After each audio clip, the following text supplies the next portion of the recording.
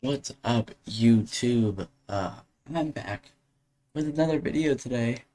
But today it's not gaming. Today we're taking a dive into an interesting subject of Am I the Asshole? Now, this isn't a series I've done before, but it's a series I'm gonna start. So,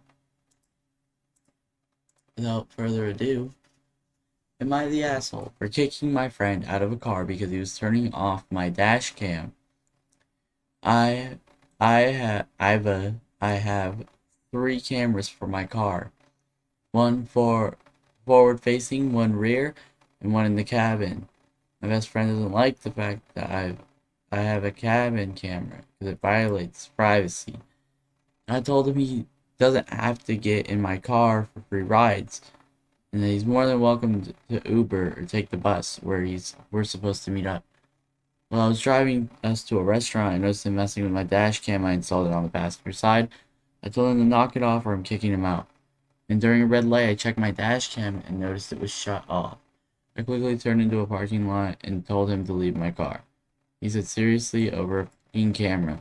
You're such a creep to be recording us all the time. You don't need an inside camera. This is the same dude who can't drive anymore because he's gotten multiple tickets, including driving ways while using his phone. He stormed out of the car and cussed me for making him get a Uber ride home." Edit. Getting accused of being weird for recording passengers, I've uploaded a picture of where my interior cam is located and pointed towards. Only the main unit is on the passenger side, and that camera records the outside. Primarily records the driver, which is me. Am I the asshole? So no. Simply because dash cams are important for one reason: evidencing crashes. That just avoids further issues. You're not the asshole. Your friend overreacted. You responded accordingly. So no. Izune222, you're not an asshole. Next one. Here is a controversial one. Am I the asshole for not supporting my sister while she figures out her sexuality? For context, I, 18 female, have been out to my whole family as a lesbian since I was 13. I came out to my sister, 21 female, before everyone else. I always looked up to her a lot, and I wanted her to like me, but she's always looked down on me, and nothing I ever did seemed to be good enough for her. Our relationship has slowly deteriorated through the years, and she grew farther apart from me while I tried to cling on to her. So when I came out to her, and she was super dismissive about and not supportive at all, and really stung. It felt like the final breaking point of our relationship, especially because I gave her several other chances to take back the things she said to me over the next 3 years, and she stood by. And I confronted her several times, and she kept insisting she did nothing wrong and refused to apologize. Eventually, I gave up. Additionally, I struggled heavily with my mental health throughout most of my life, and she also never supported me in that. And when it was really getting bad, she called me crazy, and again, when confronted, she claimed she was justified and did nothing wrong. Recently, she confided in me that she never felt real romantic or sexual attraction to anyone in her life, and she didn't know what was wrong with her, so I suggested she could just be Airways. I don't know how hard and confusing it is to having to explain your sexuality on your own. She did some research on it and came back to me a couple weeks later and said it sounded a lot like her. And she tried to initiate a whole conversation about it. She was starting to get all teary and venting about her experiences and stuff, and I cut her off. I told her I was willing to help her herself out because I knew what it was like, but that I wasn't going to help her emotionally. She got a bit upset about this and told me I was being selfish. But I didn't budge. Am I the asshole? Simply, alright, this is simple. This is simple. Karma's a bitch. Um, that's all I have to say about that. Um, this one looks fun. Am I the asshole for telling my sister If her boyfriend doesn't start contributing, he has to go. My sister and I have our own house together, and she recently became pregnant. Her boyfriend had nowhere to go, and I was going to have to move to a very far town, which would cause conflict for her because she couldn't help. She wouldn't have help with the baby. A ride to work, a ride to her appointments. When we discussed it, I told him as long as he helps split the rent between us, helps keep the house clean, and helps us pay bills, which is only water, gas, and Wi-Fi, that he could stay. The whole time he's been here, he's looked for a job, but he can't find anything. So we've been paying the rent and bills without him contributing. I bought $800 worth of food, and it's almost gone. I work 16-hour shifts, and I'm barely home. So I know it's him that's constantly in the kitchen. Our water bill is $600 because he takes 30-minute long showers. It's a whole routine he has to follow. He doesn't help clean unless we ask him, and when my sister does everything for him, he doesn't know how. I often clean by myself because they both don't help clean like they should, but it's mainly him. I told her countless times to talk to him about him helping with bills and cleaning, but not as much as changed. I don't think she's making it seem like it's urgent. I was being understanding and sympathetic at first, and now I'm becoming annoyed and regretful. Going on maternity leave in March, so I don't know if he doesn't get a job by then. I'll be stuck paying everything by myself until her disability kicks in. I'll be stuck cleaning everything because she'll be recovering from childbirth and won't be able to help. So am I the ass. Okay, she needs to lock in. She needs to tell her boyfriend, hey, this isn't a situation that's working, and if you're not willing to pitch in, you need to go. You it's a you need to leave type situation because that's not okay. So far, all these stories are justified.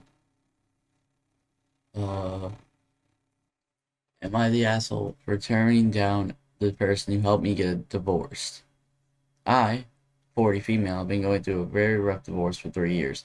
I received a decree this week, and the reason it's been so rough is because my now ex-husband was messing up the paperwork, not showing up for hearings, and generally being obstinate. That's done now. For info, my ex-husband petitioned for the divorce. Reason was he was in love with somebody else. It did not work out, but that's not the matter. I did not want a divorce, so I told him it was his idea. He asked the project to manage it, including all paperwork and fees. He did pay all the fees. But I finally got it done because a friend of 20 plus years who does family law helped me organize and straighten out all the messed up paperwork in other businesses. Another business. I have a boyfriend of 2 years who I've been separated for 3 years. My friend who helped me get the divorce done knew this. He and my boyfriend have met several times. We've had lunch and dinner on many occasions several times. My friend has been to the house many times there are many photos of me and my boyfriend and I are on display. My friend asked me at lunch today. He asked me why he never had a chance with me. I was taken aback because it suddenly felt very transactional. Like I can help you get out of your marriage. If I help you get out of your marriage, you start dating me.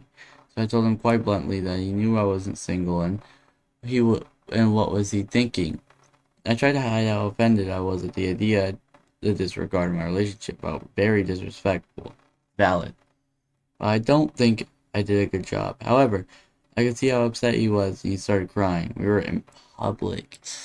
And I tried to be gentle, but he pushed the idea, the more tough love I became about the fact that I wasn't just suddenly gonna leave my boyfriend just because you helped me out. He eventually said if it wasn't you, then there's no one, and he walked out of the restaurant. I had already paid the bill at this point and ordered a meal to go, which was obviously for my boyfriend who was at home. Hold up. It seems like an obvious NTA situation right now, but here's the thing. I had a suspicion that he had feelings for me the whole time. We have been friends. When I was with my ex, 10 plus years, we were not in touch. Instead, he insisted to respect the other man's space, even though it wasn't necessary. There's no cultural issues involved here. He got back in touch with me only a year ago because he found out I was separated At that point, he knew I was dating somebody, but it wasn't that yet that serious, exclusive, but not living together. I accepted his help anyway, and I anticipated that he helped me because he wasn't expecting a certain outcome. I feel like for accepting his help, and today I knew he would not have had lunch with him, because I knew this would happen. But I didn't want to cancel because I didn't want to be all, well, you did a big favor for me, now I'm just gonna disappear from your life. Hey, I see some comments about this. I paid him. I accepted his help because he's the best family law attorney in our area. I paid him in full. I am not feeling like TA because I turned him down. I'm feeling like the soul because I kept up the friendship contact at this point. Thoughts? Okay, that was a really big one, but honestly, you shouldn't feel like that soul for turning him down, because that's not, you just don't feel the same. That's not really something that's your fault. That you just don't feel the same way about this dude. You just don't like him and you're in a relationship. So you got your own thing going on. And he is making a move on you, moving in. He's moving in because he sees the husband gone. Okay. But you feel like soul because you because I ever kept up the friendship slash contact. The way I see it, he probably saw it as leading on, like you were leading him on or playing hard to get or whatever. But honestly, no, you're not. You shouldn't feel that way. And if you keep up contact, he's either gonna back away or he's gonna disappear. Cause he's men are complicated creatures, and we work a little bit differently. You know what I'm saying? This one's a little bit of a different one, and this one has already been confirmed to be not. But we're gonna read it anyway. Uh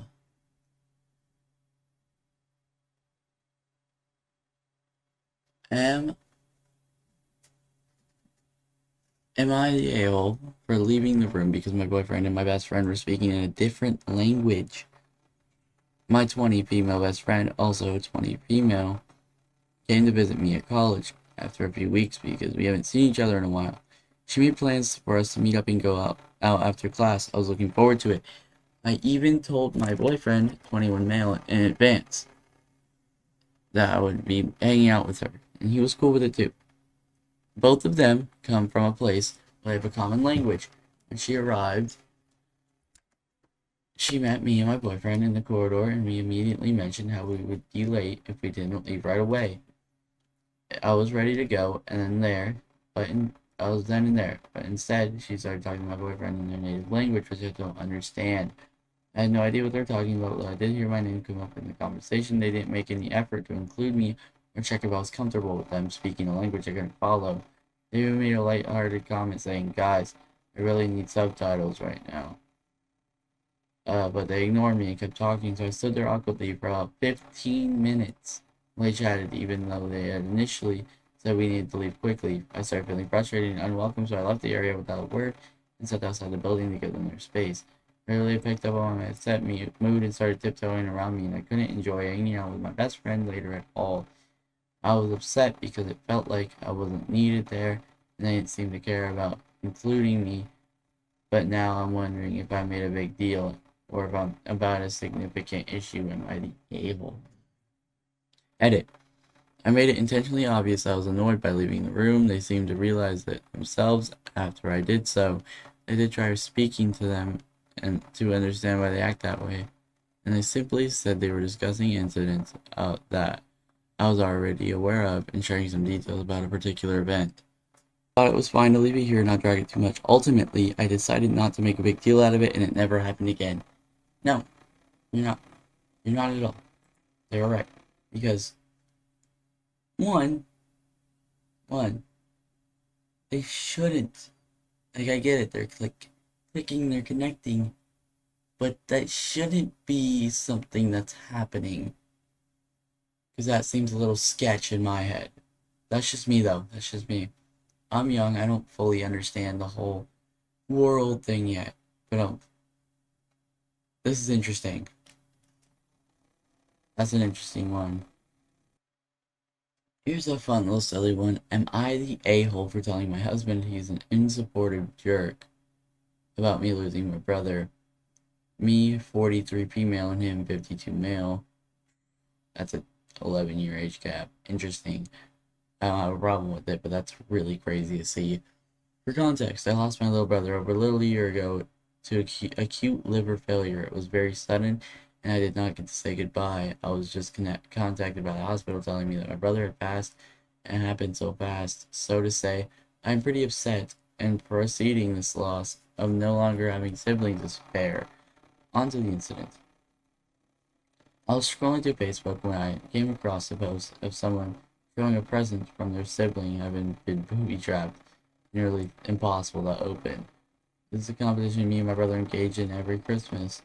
Each one said to come up with the most unopenable present for the other, and seeing this post made me sad. I showed my partner, and he told him it made me feel sad that we would no longer have this competition because I no longer had a brother. And he told me I should still smile because the picture was still funny to look at. And I'm pretty sure his response makes him an asshole, but mine might also put me in the category because I blew up on him, yelling why he couldn't just be supportive husband for once and acknowledge my sadness rather than expecting me to just smile. He indicated that he was being supportive and that I shouldn't have go off on him. He had then rolled over to ignore me and pretend like nothing was up. So was I the asshole yelling at my husband when he tried to silver line my sadness? Honestly, this is a hard one. This is really hard. Because it's like a husband, you should have comforted. Should have comforted. Always. Always comfort. Always. Okay. Men. My fellow men of the world. If yo chick is sad, comfort her. You're supposed to be there. Do not silver line. Do not throw it out. It's important. Your girlfriend's feelings are important. Comfort her, men, please. Anyway, so no, you're not at all. But that was really hard. That was really hard for me to read. One more. Last one. Last one of the day. This is the last one. Am I the asshole for going to a house party without my boyfriend? I don't like how this is starting. I'll try to keep it short. I, female 26, recently went to a house party because my boyfriend, male 27, didn't want to go. I knew about it and I told him when and where it was. The night goes on and my boyfriend ends up texting me asking me, "What are you wearing?" Oof. I'm confused, like he secretly showed up or something, so I'm looking for him. And I get, "Hello?" And turns out he saw me in a Snapchat story that his friend posted and essentially assumed I was looking for a guy. I texted him back and told him that he needs to relax and not worry, and that I'm simply here to have fun.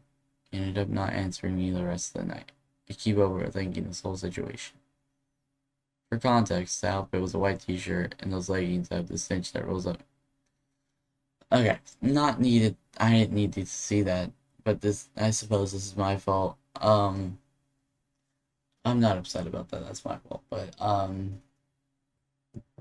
no, your boyfriend seems a little insecure, and whether that's you causing those insecurities or if it's insecurities that he just has, either way, you're not the asshole. You just need to communicate. Communication is key. Communication is really key in a relationship. You really need to discuss things, and it seems like you discussed it with him. But at the same time, if he's gonna be upset that you went to this house party without him, sounds like he just wanted to spend some alone time with you, or he simply just didn't want to go, but he didn't want to see you go. I don't know the whole situation, but it's not really I don't take everything I say with a grain of salt. I'm still a little bit. I'm not the smartest tool in the shed. I'm 16 years old. I don't really know much, but I do know that communication is really key, and the way you communicate is really key in a relationship. And it seems like the way he's talking to you is kind of toxic, but once again, not my place. So thank you all so much for watching. This is just a short little video, just like, just funny, just funsies. If you want to see more, if you want to see more of this, tell me, honestly, tell me. Let me know in the comments. Leave a like, subscribe. I'll see you all next time.